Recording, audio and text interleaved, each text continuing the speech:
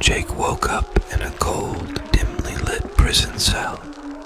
His mind was foggy, and his body ached as he tried to piece together his surroundings. The room was small and dank, its stone walls covered in grime and moisture.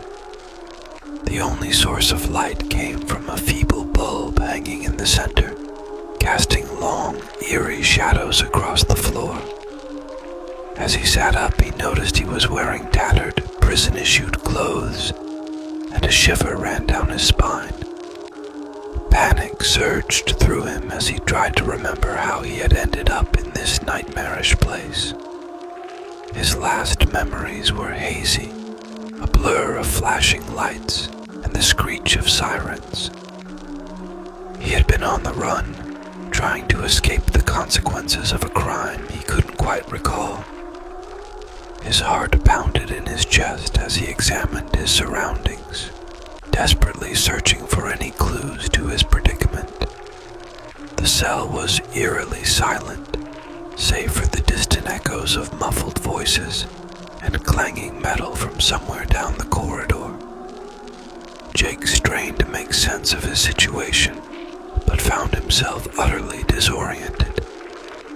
The air was heavy with a stale, oppressive odor that clung to his skin.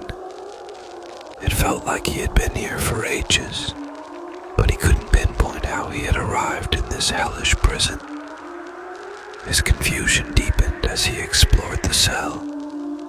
The barred window revealed nothing but inky darkness, leaving him with no sense of time or place. The walls bore scars and scratches, as if countless others had spent endless days in this very room. Fear gnawed at him, a growing sense of dread that he couldn't shake. Suddenly, the distant sounds of footsteps drew closer, echoing ominously in the corridor. Jake's heart raced as he realized he wasn't alone in this forsaken place. He retreated to the far corner of the cell, his eyes wide with fear, straining to catch a glimpse of his impending visitors. Who were they, and what was their intent? The air grew colder, and a shadowy figure approached his cell door, the flickering light revealing nothing more than an indistinct silhouette. Jake clung to the remnants of his fragmented memories, trying to make sense of this nightmare. But the horror of his unknown predicament was about to intensify, and he could feel it lurking in the shadows, waiting to reveal itself. The footsteps drew closer, and the figure beyond the cell door became more distinct. Jake's heart pounded in his chest as he strained to see the man approaching. The dim light revealed little more than a shadowed silhouette, and a shiver of dread ran down Jake's spine. The man's voice was deep and coarse, unlike any voice Jake had ever heard. It sent a chill through him, for it didn't sound entirely human. It resonated with an unsettling, inhuman quality that made Jake's skin crawl. "Awake at last, are we?" the man said, his words dripping with an eerie, malevolent tone. "I've been waiting for you." Jake's throat was dry as he stammered, Who are you? Where am I? What is this place?" The man let out a chilling, guttural chuckle. "Oh, you don't remember, do you? How convenient. You've done some terrible things, my friend. Terrible things indeed."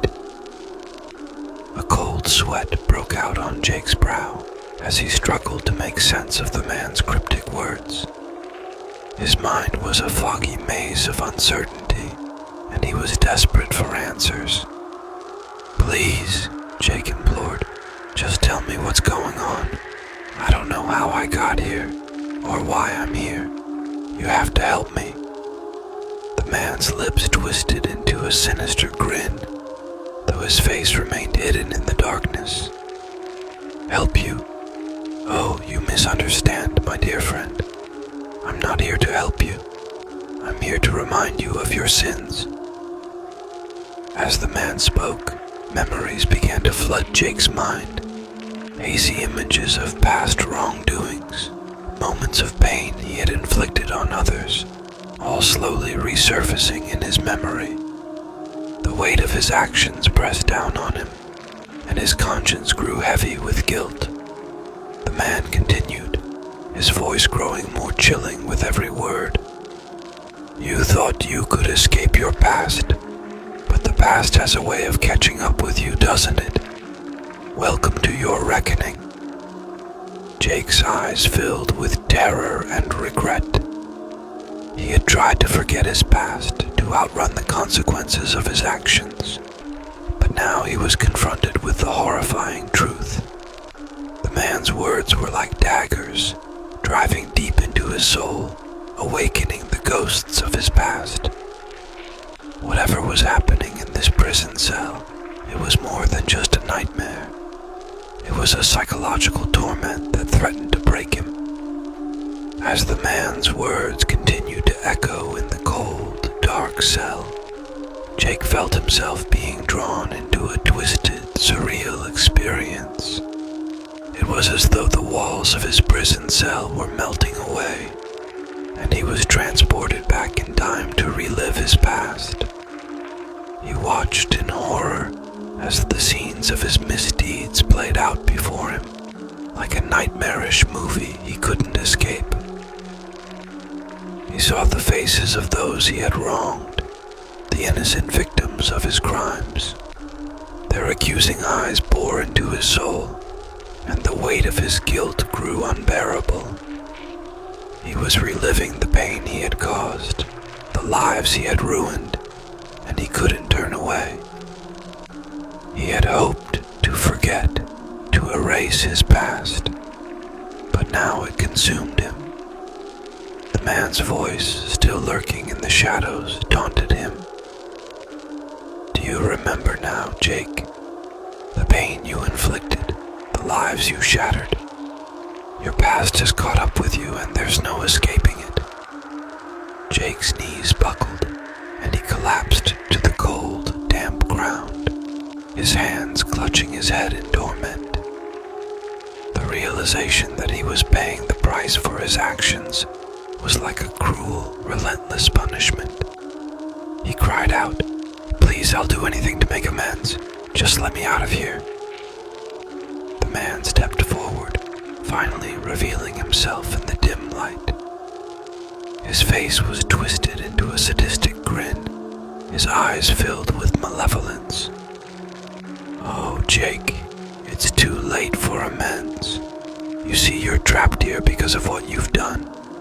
This prison is your own creation, a manifestation of your guilt and remorse." Terror gripped Jake as he understood the true horror of his situation.